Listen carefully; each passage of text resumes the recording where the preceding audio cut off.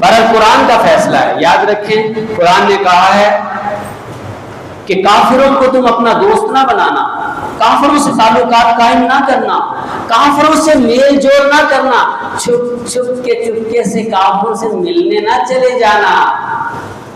جاتے ہو نا چھپ چھپ کے ملنے؟ نہیں جا رہے تم لوگ چھپ چھپ کے ملنے؟ تم سب جا رہے ہو لیکن تمہیں پتہ نہیں ہے، جاتے ہو تم لیکن تمہیں پتہ نہیں۔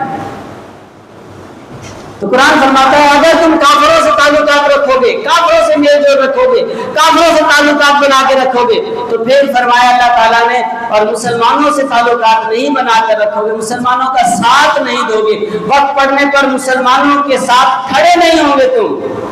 اللہ فرماتا ہے پھر اللہ تعالیٰ سے تمہیں کسی شے کی امید نہیں ہونی چاہیے۔